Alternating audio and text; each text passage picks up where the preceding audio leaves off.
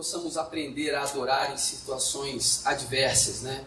Hoje nós tivemos um pequeno problema aqui por causa da chuva, e diante do tamanho da chuva que caiu, de fato é um pequeno problema, ou foi um pequeno problema, e nós não conseguimos ajustar tudo ali, mas enfim, Deus abençoe quem conseguiu fazer pelo menos ali tudo funcionar aqui no palco. Ficamos sem o projetor. Amém, queridos? Eu quero que você abra sua Bíblia, por favor, em Lucas capítulo 10.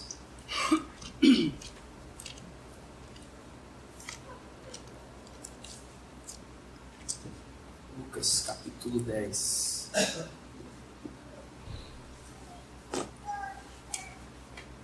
Amém? Todos acharam? Nós vamos ler alguns versículos deste capítulo.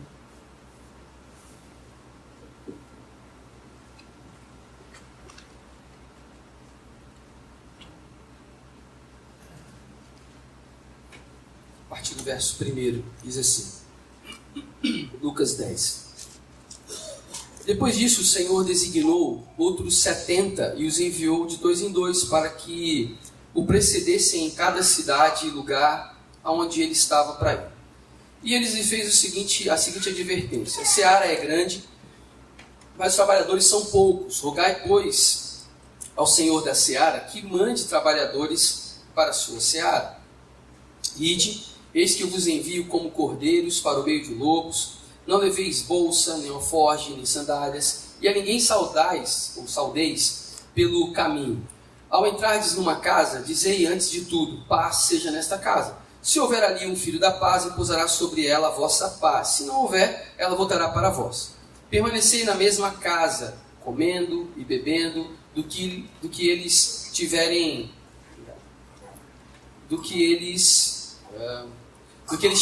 porque digno é o trabalhador do seu salário.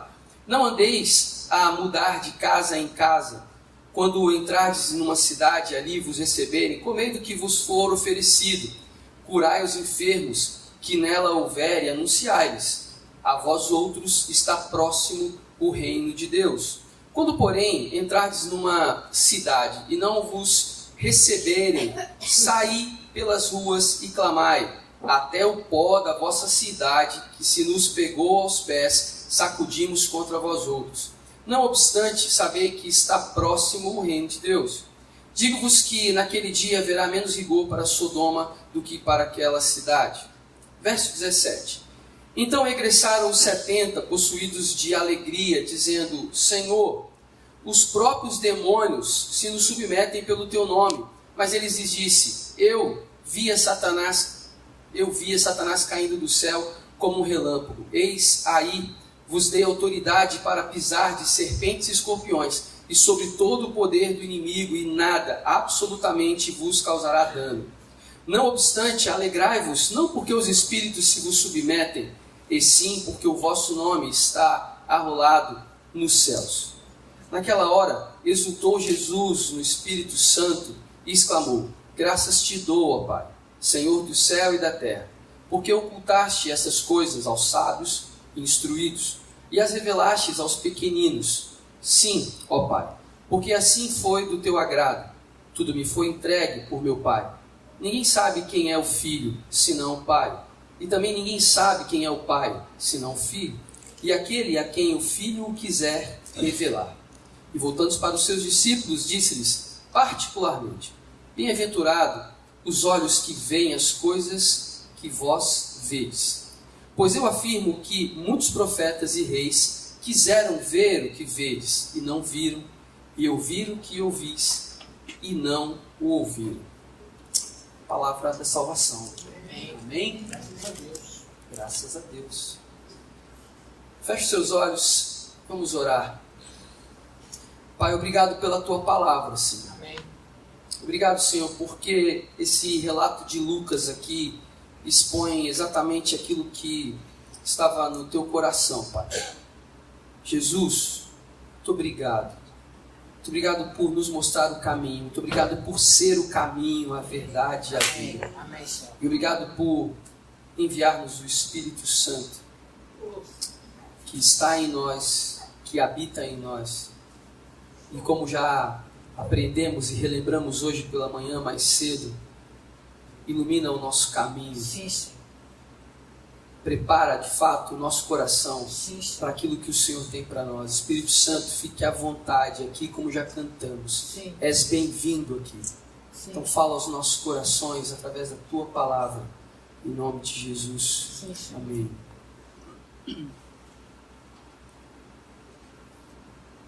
Como os irmãos sabem, nós estivemos há 2 semanas participando de uma conferência em Mogi das Cruzes, numa conferência da Vineyard, onde nós fomos recebidos como igreja oficialmente pelo movimento Vineyard, e isso foi bênção. O pastor Marcos compartilhou um pouco disso na semana passada. E o tema da conferência era Igreja para quê? E na semana passada o pastor compartilhou um pouco sobre uma igreja que existe para ser uma comunidade reconciliadora, e é exatamente isso que nós cremos. E hoje eu quero falar um pouquinho a respeito de uma igreja para quê? Uma igreja que serve, uma igreja que está a serviço, uma igreja que está pronta para servir.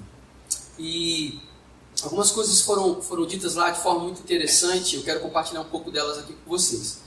Primeira coisa, quando a gente pensa em igreja para quê, a gente se pergunta, de fato, nesse tempo que estamos vivendo, o que tem se falado a respeito da igreja. Eu vou falar algumas coisas que nós escutamos lá e que provavelmente você tem escutado também no seu dia a dia, né? Igreja é um lugar de gente alienada, é um lugar de gente que não pensa direito, não tem muito conhecimento, então vai para a igreja. Igreja é um lugar onde as pessoas podem se esconder, porque falando que é crente, elas querem mostrar que elas são melhores do que as outras. Igreja é um lugar de gente idiota, que vai lá para dar dinheiro para pastor. Igreja é um lugar onde as pessoas podem ser facilmente alienadas, porque tudo que o chefe lá, o líder, o pastor, o padre protestante ou qualquer outra coisa disser, as pessoas vão fazer porque elas têm medo. Isso são coisas que a gente escuta a respeito da igreja. A igreja gasta muito dinheiro com coisas que não servem para nada. Enquanto tem um monte de gente morrendo de fome, de sede, passando necessidade, a igreja fica gastando dinheiro com coisas que não prestam. Coisas que a gente ouve a respeito da igreja. Nós já temos falado aqui muitas vezes que, infelizmente, o evangelho tem sido rejeitado pelas pessoas pelo que ele não é. E a igreja, por sua vez, também tem sido rejeitada pelas pessoas pelo que ela não é. Mas muitas vezes a igreja tem se portado, tem se mostrado, tem se colocado exatamente dessa forma. Quando nós olhamos e estudamos um pouco mais de perto a igreja primitiva, a igreja que Jesus deixou estabelecida ali em Jerusalém, há uma expressão muito forte sobre aquela igreja. Era uma igreja que caía na graça do povo. E eu confesso aos irmãos que por mais que eu leia esse texto, mais que eu estude esse texto, mais que eu tente entender de fato o que isso quer dizer, eu posso imaginar um monte de coisas, uma centena de coisas, mas eu ainda não vou conseguir alcançar de fato o que isso significa. Cair na graça do povo. E aí eu faço uma pergunta para vocês nessa manhã, não dorme não. Cutuca quem está do lado e fala assim, dorme não, cara. São 11 horas da manhã, misericórdia, acorda aí. Eu faço uma pergunta para você nessa manhã. A igreja de hoje tem caído na graça do povo? Nós somos uma igreja que tem sido caído na graça do povo? E aí você vai pensar assim, pastor, eu vou falar professor. Pastor, você quer dizer então que a gente tem que ser agradável para as pessoas, né? Que as pessoas têm que achar, que igreja engraçadinha. Não. Nada disso. Nada disso. Eu estou dizendo, cair na graça é não ter esses argumentos que eu listei agora há pouco, alguns segundos atrás. Mas que as pessoas pudessem dizer assim, cara, sabe por que eu não sou crente? Cara, eu não sou crente porque, mano, é muito complicado. É muito difícil, porque, rapaz, os caras abrem mão da vida deles. Eles negam a si mesmo, igual o Cristo deles ensinou. Isso é muito difícil fazer, eu não estou afim disso não. Negar a minha própria vida. Não, esse povo gosta muito de servir os outros. Tá doido, cara, não sei fazer isso não. O cara estava andando com um camarada lá, meu amigo que é crente, mas passando perto do mendigo, o cara tirou a camisa dele, a blusa de frio e deu pro mendigo. Tá doido que eu vou fazer isso? A blusa eu gastei um dinheirão para comprar? Tá maluco? E de mais a mais o cara vai fazer aquilo e depois vai vender, vai comprar pedra. Que bobo. Nós tínhamos que estar sendo ridicularizados pelo mundo inteiro por outras razões, não pelas quais estamos sendo. Igreja para quê? Para que serve igreja? Eu fiz uma pergunta na semana passada. Se esse auditório fechar hoje e não abrir mais, nunca mais, se nós não existir mais essa igreja aqui no shopping, vai fazer falta para quem? Vai fazer falta para quem? Para o shopping? Vai fazer falta para quem? Se não existir mais a igreja. Igreja para quê?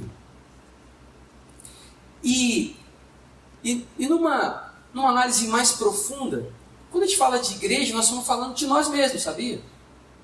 Eu já recebi muito apelido aí, né? Muito apelido. Mas o que eu achei mais verdadeiro de todos eles, falaram da gente, falaram de mim, do Marcos, é que vocês são meninos de igreja. E de fato eu paro para pensar na minha vida, eu já fiz muita coisa, já fui em muitos lugares, eu já fiz várias coisas na minha vida. Mas no final do dia, eu acabo sendo um menino de igreja. Eu acabo sendo um cara que gosta disso aqui. Nos atendimentos que a gente tem feito, né, eu e a Ariana temos feito alguns atendimentos, e no final a gente sempre fala para as pessoas assim, olha, pode nos procurar, pode nos ligar a qualquer momento, qualquer hora. Isso não é a nossa profissão. A gente não faz isso porque nós somos os pastores da igreja e tal, não. A gente faz isso porque isso é a nossa vida. Eu faço isso há muito tempo.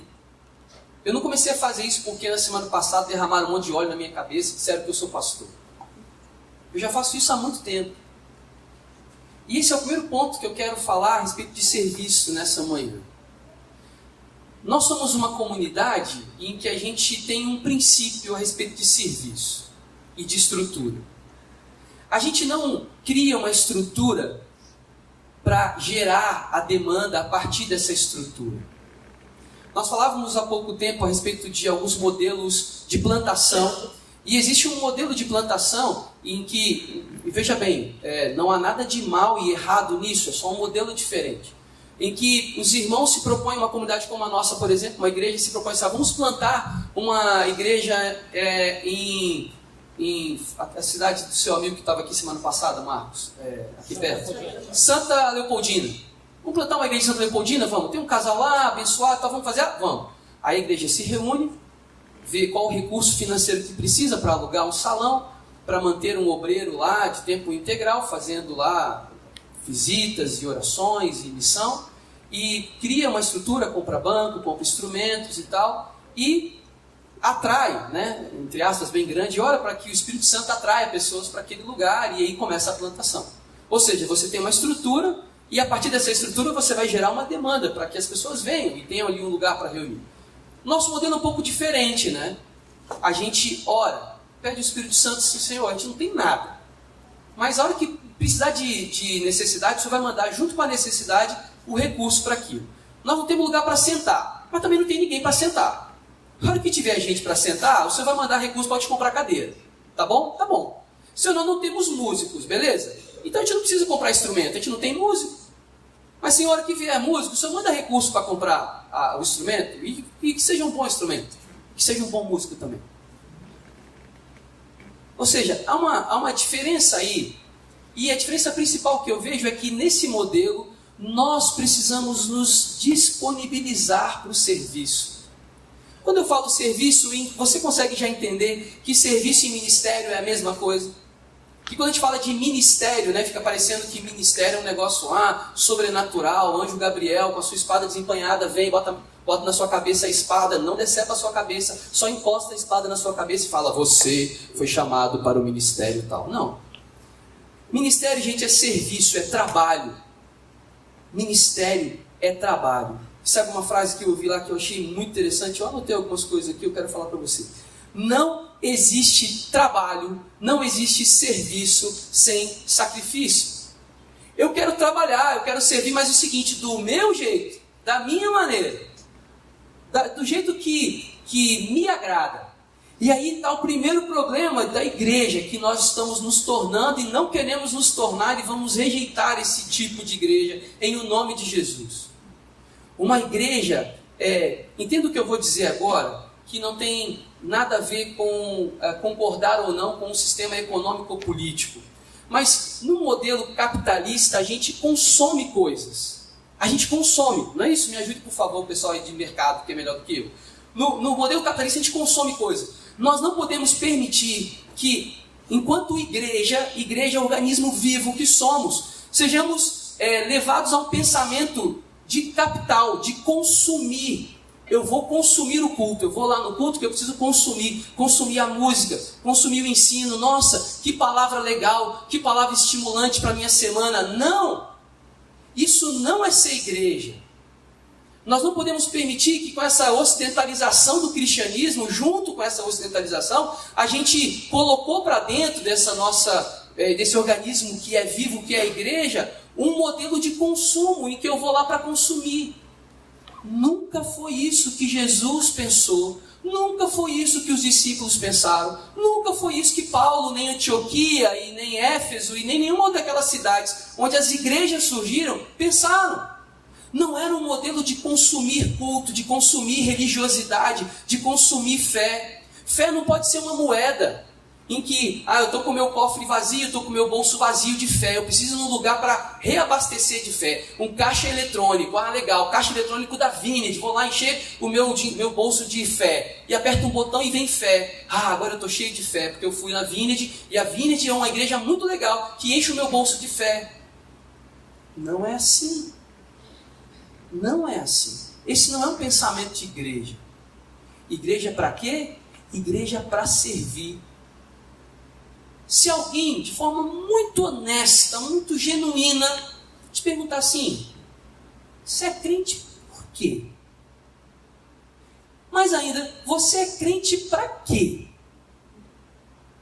Não, eu sou crente porque eu tenho medo de os meus filhos virarem drogados, viciados, bandido, isso, aquilo. É por isso que você é crente? Não, eu sou crente porque eu tenho medo de maldição. Nossa, eu tenho um negócio que pega de maldição, eu tenho medo que pega. Eu sou crente por causa disso. Não, eu sou crente porque as músicas são tão boas. Rapaz, olha que música legal. Por que você é crente? Para que você é crente? Jesus, logo no início do seu ministério, ele entrou numa sinagoga e estava todo mundo lá sentadinho lendo, né? Porque o período de culto, de prestar culto lá na sinagoga era assim, né? Os homens, eles entravam, sentavam e ficavam ali meditando. Alguém lia uma palavra, alguém lia um texto, né? Texto ali da Torá, e eles liam ali um trecho, ou dos profetas, ou um texto poético, ou um texto da lei, e faziam aquela meditação ali, ficavam horas ali, era o culto deles. Jesus um dia entrou, pegou o pergaminho do profeta Isaías, o rolo do profeta Isaías, e leu o que o profeta disse: o Espírito do Senhor está sobre mim, e ele me ungiu para... E aí tem uma lista de coisas para quais o Espírito Santo havia ungido Jesus, e ele diz assim: hoje se cumpriu essa palavra. Isso fala muito para a gente nessa manhã. Para que você tem servido a Deus todo esse tempo? E essa palavra hoje é para crente, tá? Desculpa se tem visitantes aqui que não professam a fé cristã. Você vai ter oportunidade até o final da reunião para mudar de ideia. O Espírito Santo pode te convencer. Mas essa palavra especificamente hoje é para crente. Para que Deus tem derramado o Espírito Santo dele sobre a sua vida? Se não for para você servir, eu fico me perguntando para que foi então? Para que foi? Quando eu digo que nós somos meninos de igreja, sabe, por todos os lugares que eu passei, e você pode falar assim: mas isso é uma característica sua, você é assim, e quem me conhece sabe que eu não sou assim. Mas eu fui incapaz, por todos os lugares que eu já passei, eu fui incapaz de ver uma necessidade, de sentir no meu coração que aquela necessidade eu poderia suprir, eu poderia ser o canal de Deus para abençoar aquilo que estava acontecendo, e eu era incapaz de cruzar os meus braços e ficar sentado. Não, ninguém me chamou para fazer, eu não vou fazer. Isso não importa se era uma comunidade pequena, num grupo pequeno. Eu me lembro que, feito aqui tem um jocumeiro aqui, quando eu fui para Jocum, eu estava num momento muito difícil da minha vida, muito difícil mesmo, bem revoltado, coisa de adolescente meio rebelde assim, né? sabe como é que é, né? Eu estava bem revoltado. E eu cheguei na primeira reunião e falei assim, eu não vou fazer nada nesse lugar aqui. Um monte de gente falando que, meu chamado é para a África, chorando. Que África, que nada. Meu chamado máximo é ir para Miami. É bom, né? Acho que foi ali que Deus colocou no meu coração chamado pela Suíça. Que eu orei tanto pela Suíça, assim, naquele tempo. O pessoal orava pela África. E eu falei assim, não quero África. Não quero esse negócio, não. Mas eu fiquei ali e falei assim, não vou. Penso que não. Na segunda reunião eu estava com o violão na mão. Assim, gente, quem botou esse raio desse violão na minha mão? Nem falei que eu sabia tocar. E na verdade eu sou contrabaixista. Meu instrumento tem 4 cordas, esse tem 6. Está errado esse negócio. Na terceira reunião, eu estava dando estudo. Assim, gente, um monte de gente de teologia aqui, um monte de gente vindo de seminário, um monte de gente preparada, gente que estava no campo, e eu estou aqui na frente falando para esse povo, tem alguma coisa errada. Eu tenho que ir embora daqui. Eu não entendia muito bem naquela época, naquele momento, né, como eu falei, imaturidade, mas há algo em você, algo em mim e algo em você também, e você luta muito mais contra isso do que você pense. Há algo em nós, quando nós somos salvos, verdadeiramente salvos, alcançados pelo Senhor, automaticamente é gerado em nós, uma vontade de servir que é sobrenatural. Amém. É gerado em nós. Não é algo que você e eu lutamos contra. Nós remamos contra a maré. Porque a maré normal, natural, seria você usar o que Deus tem te dado para servir alguém. Isso é tão natural, isso é tão simples, que quando você faz, as pessoas são tão abençoadas e você fica assim, com isso? Por causa disso? Eu tenho dito que o Senhor tem nos dado, assim, um tempo maravilhoso como igreja, de aproveitarmos esse tempo para aprendermos uma série de coisas, de treinarmos. Eu fico pensando o que vem por aí. Eu fico imaginando com a expectativa em Deus do que vem por aí. Mas quantas comunidades de fé como a nossa tem uma abertura e tem uma parceria, uma amizade, um relacionamento tão saudável como nós temos com a Montanha da Esperança. E nós podemos ser igreja na vida daqueles meninos.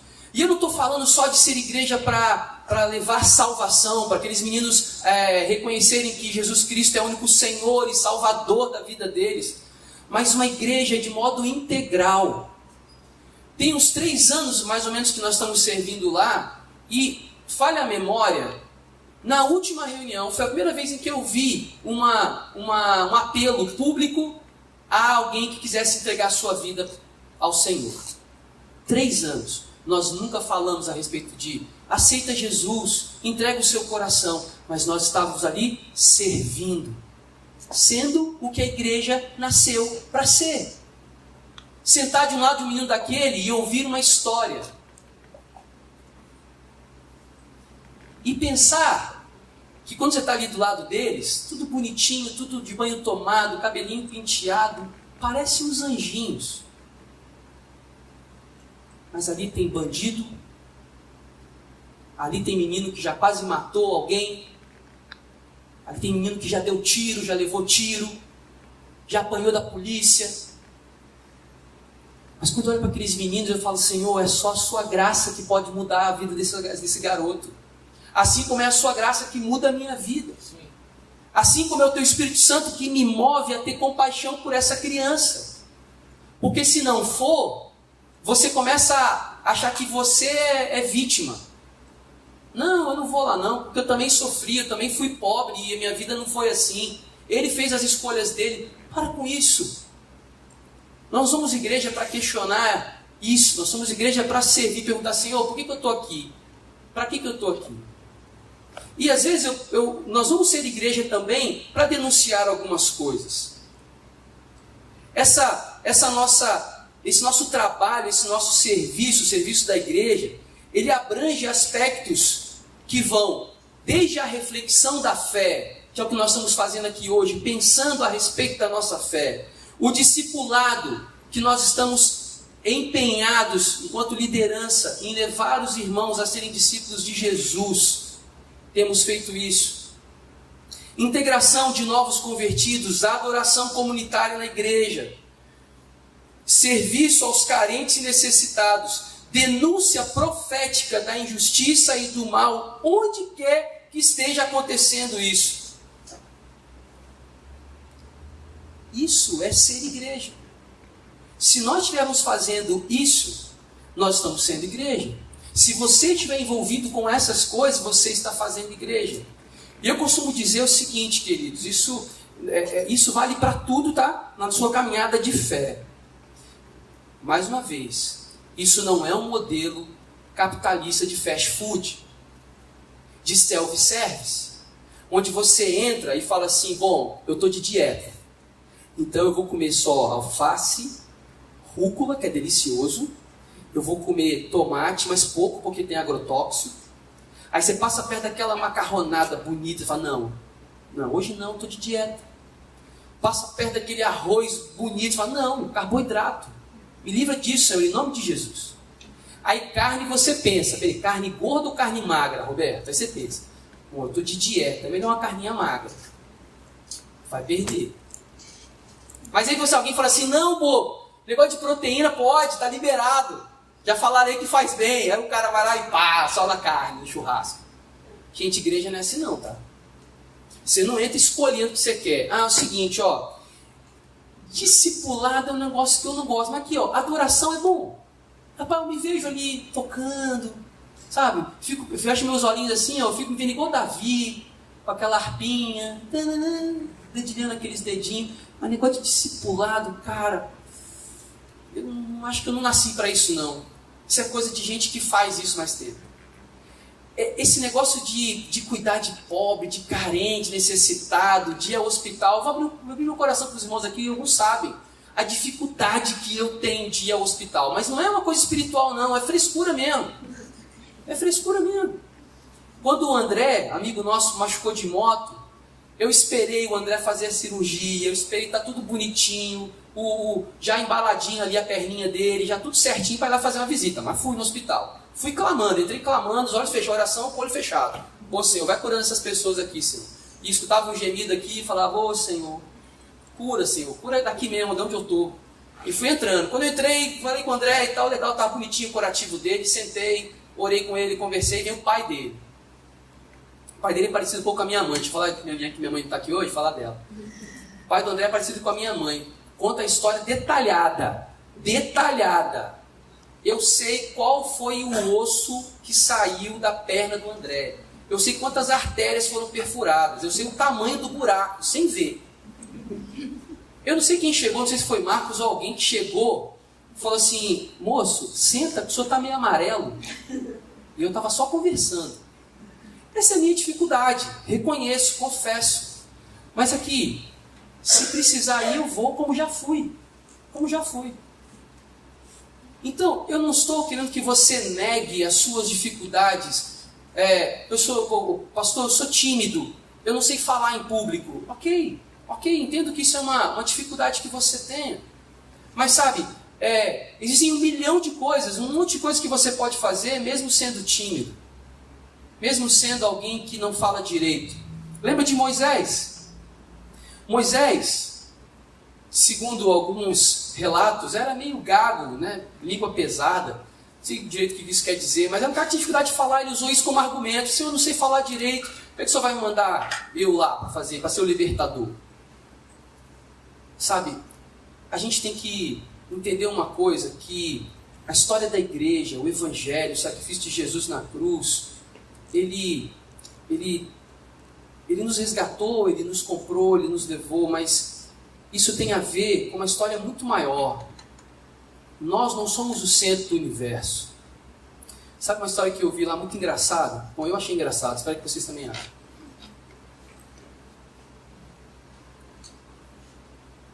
Sabe qual a diferença entre cachorro e gato?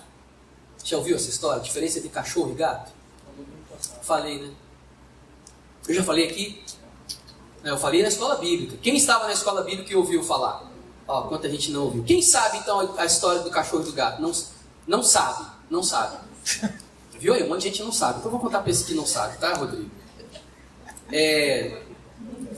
Cachorro, eu tenho cachorro em casa e é assim mesmo.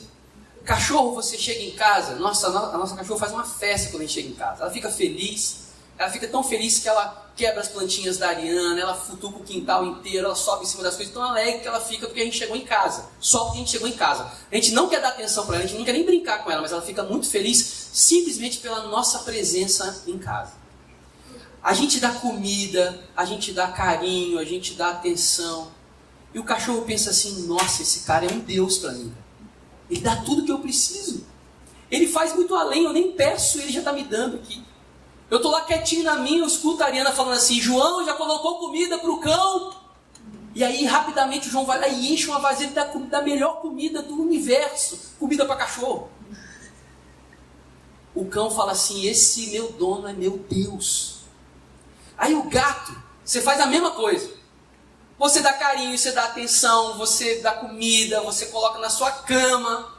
O gato pensa assim, nossa, eu sou Deus. Esse cara faz tudo para mim. Eu não preciso falar nada, eu sou Deus.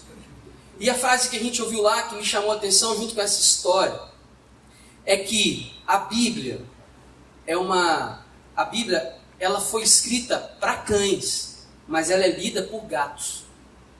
A gente acha que tudo aquilo é sobre nós. A gente acha que tudo aquilo ali é para eu ser Deus.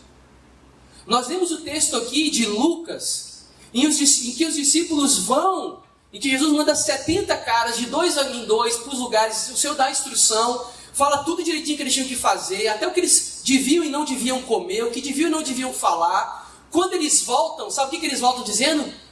Jesus, rapaz, você tem que ver, velho. Eu botei a mão no cara, o cara estava lá sentado há 1000 anos, o cara não ficou em pé. Jesus, a gente ora e os demônios saem desesperados pelas paredes, gritando. Caraca, Jesus, esse negócio é muito bom, eu quero mais, que adrenalina. Jesus olha assim, Satanás, eu vi Satanás cair exatamente por causa disso aí. Achando que era muito bom, que era excelente, que era tão bom que ele era o próprio Deus. Tem um livro de C.S. Lewis chamado Cartas de um Diabo a Seu Aprendiz, que ele diz o seguinte, se você não consegue desviar o cara para ele esfriar na fé, leva para o outro lado, leva para ele ser orgulhoso espiritualmente. O pecado é o mesmo. É a mesma moeda, é a outra face da mesma moeda. A frieza espiritual, a frieza, assim, a indiferença espiritual ou o orgulho espiritual é o mesmo pecado. É o mesmo pecado, só que do outro lado. A gente acha que as coisas são a nosso respeito. E é por isso que quando a gente pergunta a igreja para quê, a gente fica com a grande interrogação na cabeça. Para que eu sou igreja? Para que eu sou igreja? Para fazer o quê? Para servir a quem? E eu quero encerrar nessa manhã com essa palavra. O texto que nós lemos em Lucas fala a respeito de serviço. Jesus pegou 70 camaradas e mandou para lugares, para vilarejos, para fazer alguma coisa. E disse, olha, quando vocês chegarem lá, que vocês virem uma necessidade, atenda a necessidade. Quando a gente lê a Bíblia e entende a Bíblia não como fragmentos históricos, mas como um todo, a gente percebe que em momentos a ação de Deus, tanto no Antigo Testamento como no Novo Testamento, foi uma ação redentora, de redenção. Em alguns momentos foi uma ação quase social.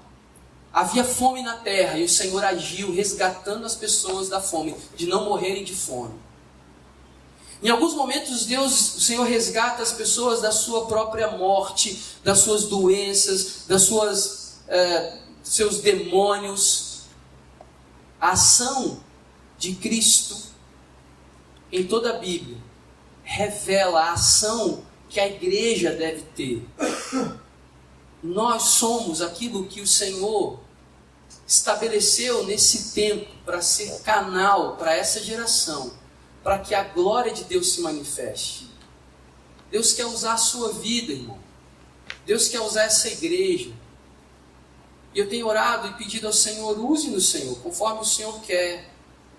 Mas para isso, o texto também que nós lemos fala assim: Senhor, o próprio Jesus dizendo para os discípulos que foram enviados: orem, porque a seara é muito grande, tem muito trabalho, tem muito pouca gente querendo trabalhar. Esse é o problema que Jesus via há 2000 anos, no início da igreja, e é o mesmo problema que nós temos hoje. Tem muito trabalho, queridos, muito trabalho. Você não tem ideia, mas você pode fazer parte disso, você pode se envolver com aquilo que o Senhor tem dado a você. Sabe, eu não estou exigindo que você saia e vá fazer um curso teológico, vá fazer uma preparação. Eu tenho certeza que aquilo que o Senhor já tem te dado, não tem nenhum problema se você vai fazer, estudar, ótimo se você vai fazer isso. Mas com aquilo que o Senhor já tem te dado, é suficiente para abençoar e para servir pessoas. E pasmem vocês, já tem gente fazendo isso. Aqui dentro já tem gente fazendo isso. Me dá licença aqui falar de Roberto, de Karine, de Ivan, que alguns domingos atrás foram lá na montanha servir os irmãos lá. Foi bom o cachê, Roberto? Foi alto, né, o cachê? Serviço voluntário. Foi lá. Vai saber quantos meninos daquele foram impactados por isso que o Roberto fez. Vai saber quantas histórias podem ter sido mudadas naquele dia por causa disso. Você tem que imaginar, você tem que saber que aquilo que você está fazendo coopera com algo muito maior. Muito maior. Pode ser que daqui a alguns anos essa igreja não exista mais aqui, nesse lugar, não se reúna mais aqui. Mas aquilo que nós fizermos aqui vai ecoar, vai fazer diferença na vida das pessoas. É para isso que a igreja serve, para fazer diferença na vida das pessoas. Nós precisamos orar e nos colocar nessa disposição. Nós somos uma igreja para quê? Feche os seus olhos, nós vamos orar a respeito disso. Pai, nós estamos aqui, Senhor, na Tua presença e nós te louvamos, Senhor, e nos alegramos com tudo que o Senhor tem feito nas nossas vidas. Pai, nós somos gratos ao Senhor pela salvação. Amém. Somos gratos ao Senhor por tudo que o Senhor tem feito por nós. Sim, Deus. Nosso coração, de fato, está cheio de gratidão, Senhor. Cheio de gratidão. Onde nós estaríamos se não fosse a Tua mão? Sim. Pai, onde nós estaríamos se não fosse o Teu cuidado? Se o Teu Espírito Santo não tivesse nos resgatado, nos alcançado. Pai, o nosso caminho seria um caminho de morte mesmo, eterna. Mas o Senhor nos alcançou. O Senhor nos livrou da morte, do inferno. Sim, Deus. E o Senhor já pensava em nós, o Senhor já se preocupava com cada um de nós aqui antes mesmo de nascermos. Sim. Como o salmista diz, quando nós ainda éramos uma substância sem forma alguma, o Senhor já sabia tudo o que ia acontecer conosco. Sim, Deus. Os seus olhos já estavam sobre nós. Sim, Senhor. O Senhor nos ama. O Senhor nos ama. Essa é uma grande certeza, uma certeza que sobre ela não há nenhuma outra argumentação. O Senhor nos ama. O Senhor nos ama porque o Senhor enviou Jesus para morrer naquela cruz por nós. Sim, Deus. E nos garantir a vida eterna. Obrigado por isso. Obrigado, Senhor. Amém, Deus. Muito obrigado. Pai, mas nós nos colocamos diante do Senhor como igreja que o Senhor nos chamou para ser. Sim. E clamamos nessa manhã, Pai, revela a cada um de nós aqui, a cada coração aqui, a cada homem, a cada mulher, cada criança, cada jovem, cada adolescente. Amém. Qual o propósito do Senhor nas nossas vidas? Sim, Senhor. Somos igreja para quê, Pai? Estamos aqui para quê? Quem é o próximo? Quem está próximo de mim, Senhor? Que carece daquilo que o Senhor tem me dado, que está nas minhas mãos, Sim. que estão nos meus celeiros. Eu quero dividir, eu quero compartilhar, eu quero dar isso que o Senhor tem me dado. Porque assim como na lata daquela viúva pobre, em que o profeta falou, pode tirar azeite aí, que quanto mais você tirar, mais vai ter. Senhor, isso não tem a ver simplesmente com recursos naturais e financeiros, mas tem a ver em se gastar para o Senhor. quanto mais nós nos gastamos, quanto mais nós nos entregamos para aquilo que o Senhor tem colocado nas nossas mãos, mais o Senhor tem nos enriquecido. Mais o Senhor tem cuidado de nós. Sim, Deus. Mais o Senhor tem cuidado das nossas coisas, Pai. Amém. Faz-nos, Senhor, a olhar para fora. Assim como o texto no livro de Jó diz que o Senhor mudou a sorte dele quando ele orava pelos seus amigos. Ele parou de olhar para os seus problemas, para as suas mazelas. Sim, Deus. Ele passou a olhar para o outro. Nos nossos olhos, Senhor. Olhar para a preciosidade do outro. Pai, em nome de Jesus, eu oro nessa manhã para que o Senhor nos dê esse batismo de fé, Senhor. De olhar para as necessidades à nossa volta. Sim, Deus. E orar e dizer, Senhor, eis-me aqui, Pai. Eis-me aqui, Senhor. Amém. Pode me usar. Sim, Deus. Sim, Deus. Sim, Pai, Senhor. talvez alguns de nós aqui, Senhor, esteja caminhando frustrado, Senhor, na vida. Talvez alguns de nós aqui, Pai, não entende por que tem desenvolvido até algumas psicopatias, desenvolvido algumas fobias, alguns medos. E esse medo me leva a uma compulsão.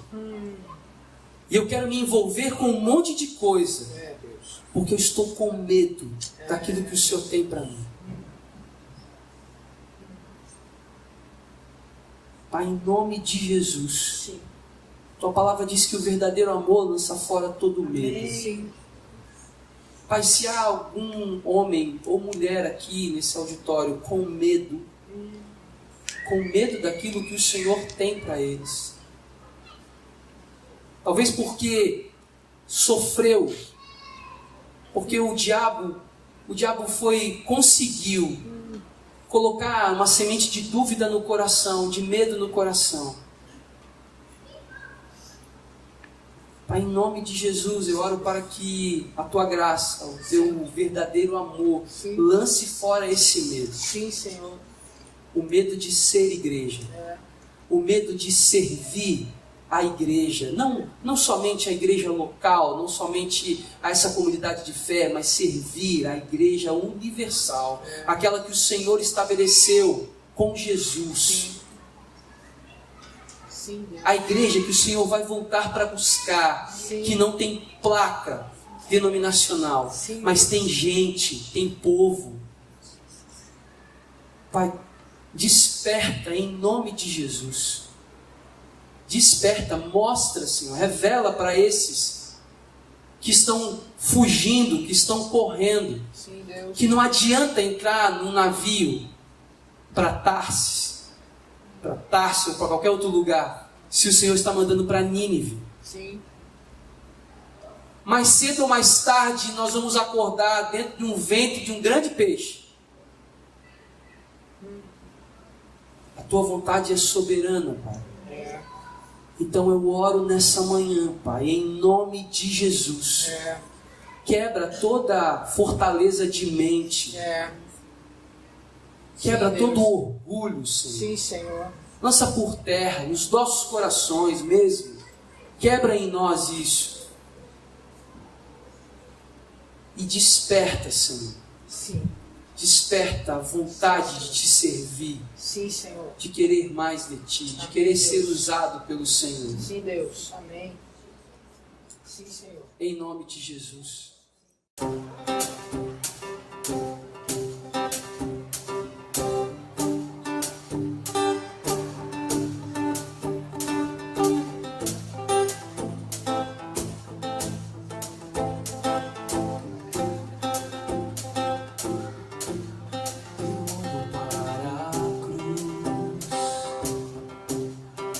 Para a cruz eu vou.